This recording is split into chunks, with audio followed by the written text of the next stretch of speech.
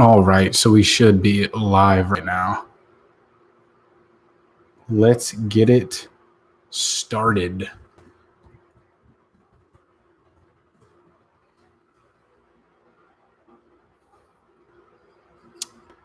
What is going on, guys? Welcome back to the Idols to Rivals podcast. It is episode number 46, so we're approaching 50 very quickly. I'm sorry if my voice is a little bit out. I've been talking all day on the phone, so it just comes with the territory. But like I said, my name is Jack, at Jack Hummell on YouTube, Instagram. Those are the main two that I've been working on. Those are the main two that I post stuff on, and you can get updates. We've had some good success over this past couple weeks on the YouTube channel. I'm excited. I actually joined a couple of Facebook groups. I talked about it in the vlog. If you haven't already, just search up Jack Hummell on YouTube and you'll find it. But I joined a bunch of Facebook groups for videographers, for freelance photographers, stuff like that, to kind of make friends and network and things along that nature about everything photography, creation, whatever you can really think of, content creators, and just going forward from there. You know, being in a new city, it helps to make friends, and it's not about who you know. It's about not about what you know, but about who you know. And I'm a firm believer in that, and I have been for a super long time. But I'm really excited about things coming up.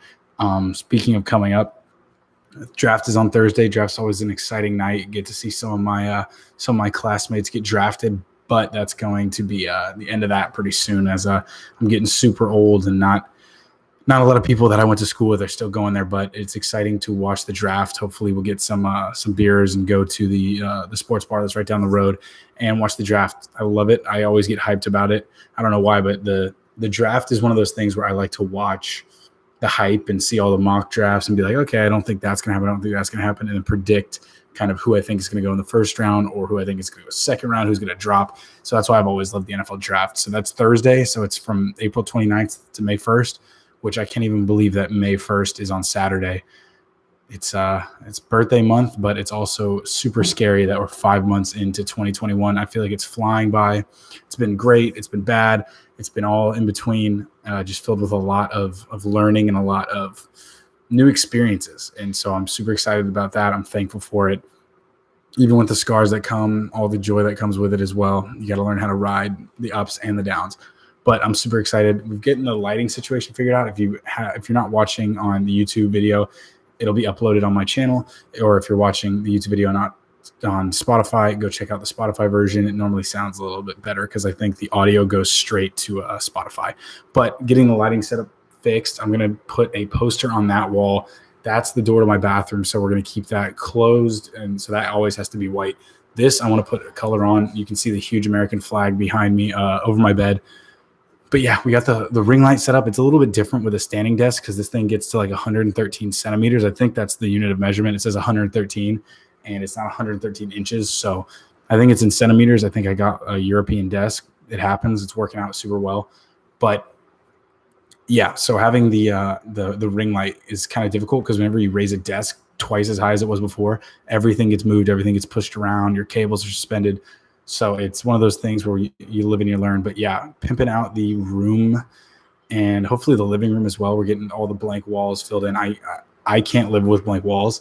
I need pictures. I need stimulants all over the walls just because it feels like a hospital in here. And you can hear the echo, I'm sure, in the mic, but you can hear the echo. I hate that. And some other South Florida news is the Rolling Loud lineup just got announced. So normally Rolling Loud is my birthday weekend. So it's May 9th through 12th or the 7th through the 11th, whatever it may be. But they pushed it back because of COVID. So this year it's July 23rd through 25th, so a couple months away.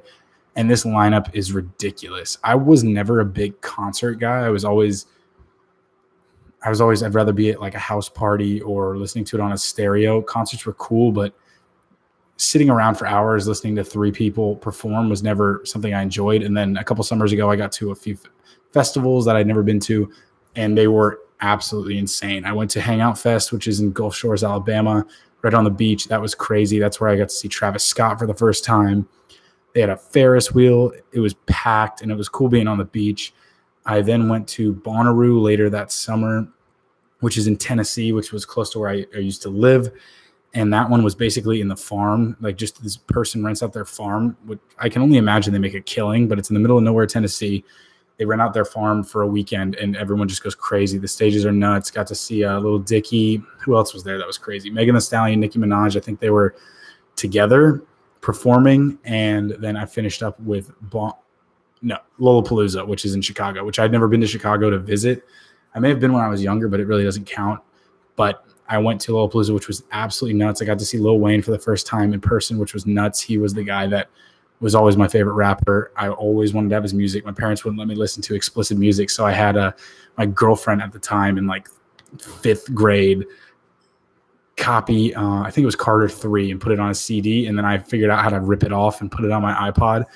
And I just remember trying to get all the cover arts downloaded off Google Images and add it to each song individually for all the albums I wanted. Because like I said, explicit music was blocked for me on the family iTunes. So that was a crazy moment, finally seeing him in person. Who else was there?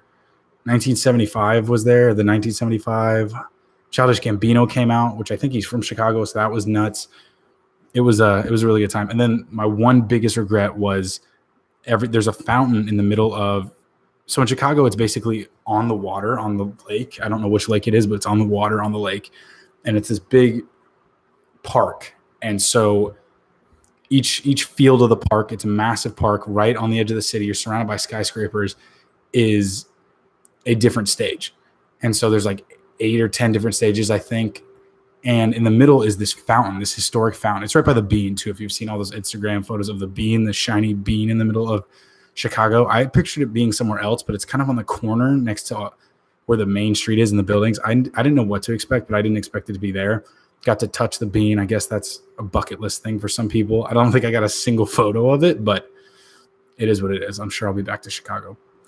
But the fountain in the middle at the end of the last one, which is Ariana Grande, who absolutely killed it. I'm a big Ariana Grande stan for sure. She can sing, and she is probably one of the most gorgeous women on planet Earth.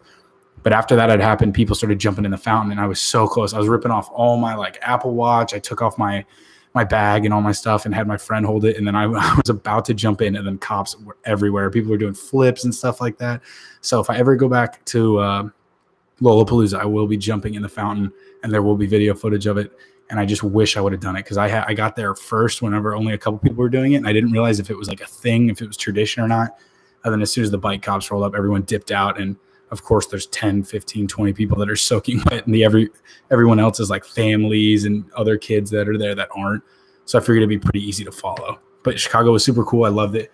And Rolling Loud, I want to go so bad. It has A$AP Rocky as the Friday headliner, Travis Scott, who is crazy live Saturday, and then Post Malone. So Post Malone I've only seen once in Atlanta, which I wouldn't really count as I was seeing, because it was a rough day. We'll end it at that. It was not my brightest moment, but definitely want to see Post Malone again. I think tickets are like $700, and then I was looking at VIP, because for Hangout Fest, I believe it was, VIP was only like $100 more, not for Rolling Loud. Rolling Loud is, I think, like $2,000 as opposed to $700, which is insane. And I think it's just you get to stand closer, which, I mean, who really gives a shit about standing close to the stage?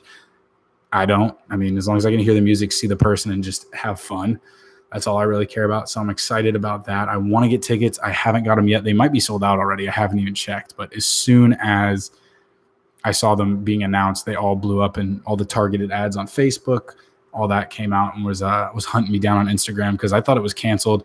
I think they canceled Burning Man. I don't know if Coachella's back in California, but I'm happy that here on the East Coast, things are starting to pop back off, and the lineup's insane. Like I said, A$AP Rocky, Travis Scott, Post Malone are the main headliners. We got 21 Savage, Lil Baby, Playboi Carti, Young Thug, Roddy Ricch, who hasn't dropped anything in a while, St. John, who is quickly becoming one of my top artists, Lil Uzi Vert, DaBaby, Megan Thee Stallion, Gucci Mane, T-Pain, Fetty Wap. Fetty Wap, thought he died. Not died, but fell off the face of the earth. After, God, what year was that? Like my freshman year at college, he was popping off. Every song he produced was going number one. So I'm excited for that. I'm back. I want to get back into the festival game. I won't be flying all over the country like some of these Instagram models are, but damn, I really want to go to Rolling Loud.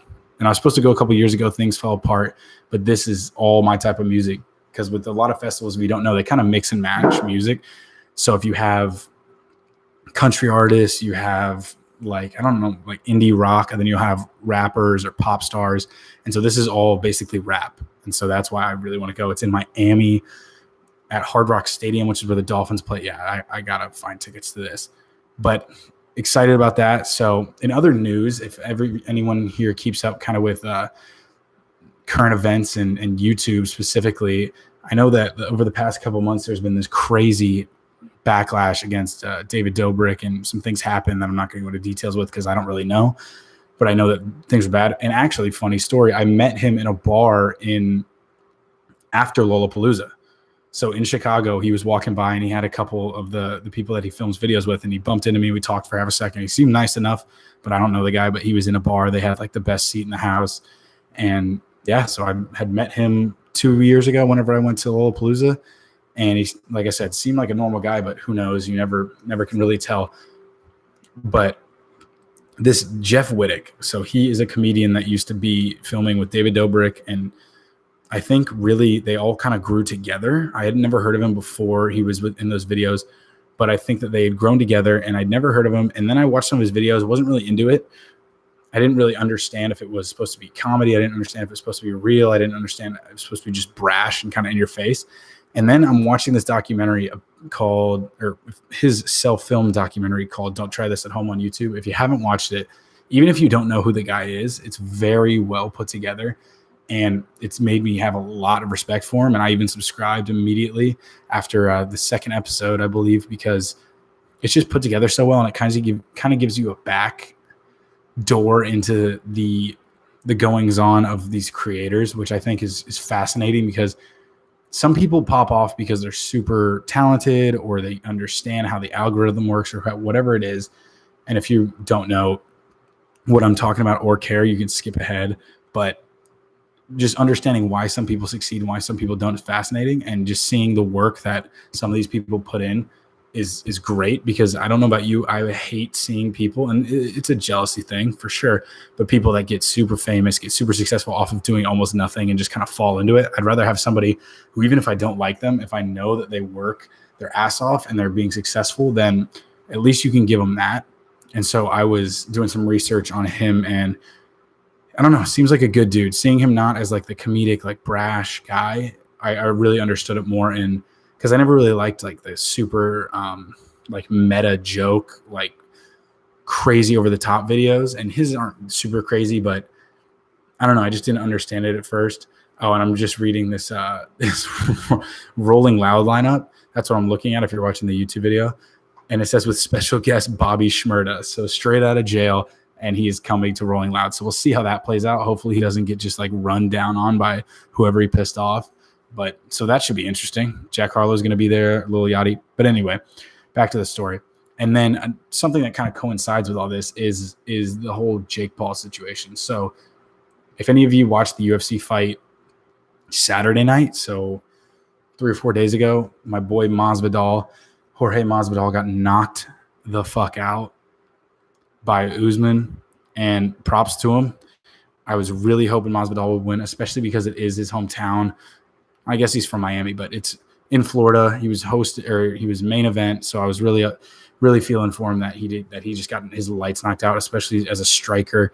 And of course, Jake Paul had to make a show, and I respect him for the business acumen. He knows how to play up his cards, and he knows how to get people talking. And I think a lot of people are realizing that whenever the whole Ben Askren thing happened of him getting knocked out, which once again, I'm not discrediting his fighting yet. He hasn't fought any real fighters. And then he brings in a wrestler, a world-renowned wrestler, granted, and then he's also 13 years younger than, but gets knocked out with the guy with the slowest hands in the UFC. Still love Ben Askren, still respect Jake for that. But I think he needs to fight a real fighter. As soon as he fights a real fighter, and if he destroys him, I'm in. I will totally back him and understand that, hey, he's not a YouTube boxer anymore. He's a real boxer. But you got to fight somebody real. But I do respect how he just knows how to – even I think they were chanting fuck Jake Paul for a minute and a half. And it's just like that's all the content he needed. And now people are talking about it on ESPN. Real fighters are like, hey, I'll fight him for a big check, get that bag. And so I think that he knows what he's doing. As much as you love him or hate him, you got to respect that he knows how to play the game that is people's attention, that is popularity, that is drama, which, like I said, either love it or hate it. That's just how the world works. That's how media works. That's how YouTube works. That's how, everything, to get the most clicks nowadays, that's what you got to do, is just piss people off. You got to have half the people hate you, half the people love you. And I think that he's got that down pat. So it's just interesting to watch just how different people operate and understand that even if you don't like it, you got to kind of respect what it is. And so, I don't know, those were kind of the main topics I had for this week.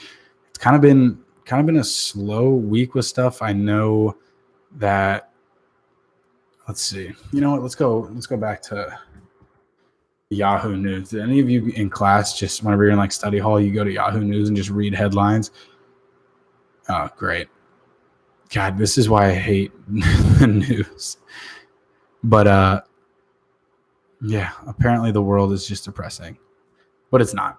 I don't believe that for a second. But if you haven't watched already, I've brought it up on the podcast, is 60 Days In. So this is slowly turning into it. And I just kicked my chair again. I apologize if that was super loud. But this is slowly turning into a 60 Days In podcast because I love that show. I've always loved jail shows. I don't know why, but now you have a reality aspect of it where you put like 6 to 10 people that have never been to jail before and say, hey, go hang out with some white supremacists or some Bloods and Crips or whatever it may be, Latin Kings. And then it's just watching these people. And I love how half of them, it just says super fan. It's like, what are your qualifications being here? Super fan of the show. And they just look like they have never been outside. And now they're dealing with stone cold killers. It's a wild show. There's one season on Netflix. There should be a million of them. There's one season on Netflix and I think 2 seasons on YouTube, on like A&E's YouTube channel. Go check it out. Reality TV never fails to amaze me. And also The Circle. It's the dumbest show, but I can't stop watching it. And actually, they released episodes today. So guess what I'm doing right after this is watching The Circle. And it's I don't know if it's scripted. I can't tell. I just found out Survivor was scripted after, 23 years of being addicted to that show and watch it. Literally, I think it was on every Thursday or Friday.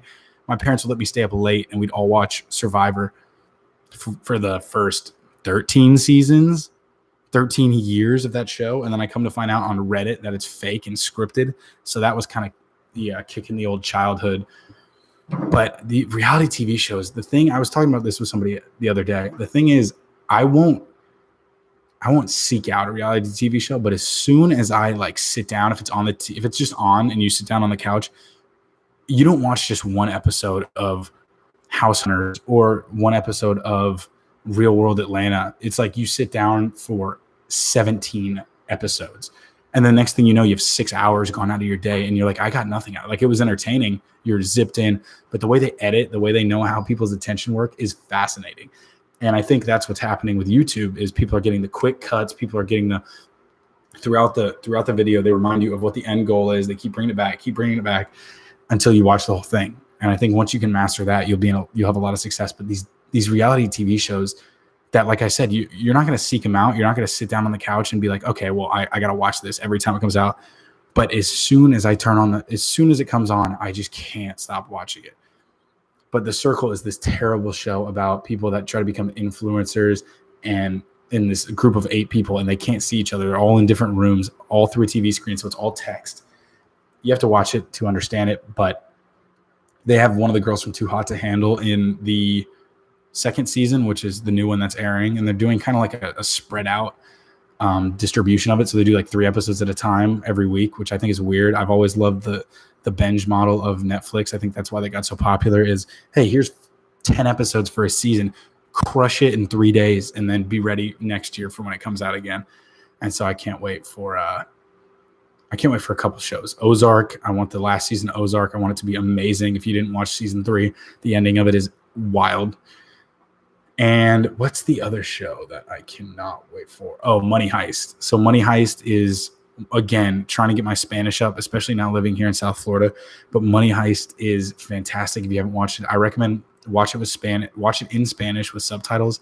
I can't watch foreign shows where it's English voices, but the mouth they're mouthing in Spanish because they just mute them and talk over them. I think that ruins it completely. Watch it in Spanish. It's amazing. I think season 6 is coming out here, or they started filming, so we might have a whole nother year. But if you haven't watched Money Heist yet, I guarantee you'll absolutely love it. But I think that's enough rambling for me today. I talked a lot about media and stuff like that, but it's shit I like. I film stuff every week and put it out, so I obviously like watching it too. But I appreciate you guys for watching this week's episode. We are on episode 46, and these episodes come out every Wednesday. If you didn't know, make sure you go check out the YouTube channel. If you didn't watch it live, just search Jack Hummell. You'll find it. Hit that subscribe button. We're almost at 50 subscribers. I'm super excited about it. And almost at 2,000 views on the Alabama Darty video, which we will be getting more when Darty's kind of picked back up next year and I can fly back and go to a couple games because, I just can't leave that school. It's my whole personality trait is just Alabama. But, that's what happens when you win. But thank you guys for watching. Episodes every Wednesday. New vlog will be out on Friday. So go check it out just search Jack Hummell in the YouTube search bar and you will see it. But I appreciate you guys for watching. Make sure if you rate it on Apple, iTunes, whatever it is, whatever they call it, Apple Podcast, give it 5 stars. Let me know what you think. I really appreciate it. It really does help out. And follow it on Spotify. Even if you don't watch every week's episode, just follow it on Spotify. It really helps me out. Appreciate you guys and have a great week. Thank you guys for watching. Love you all.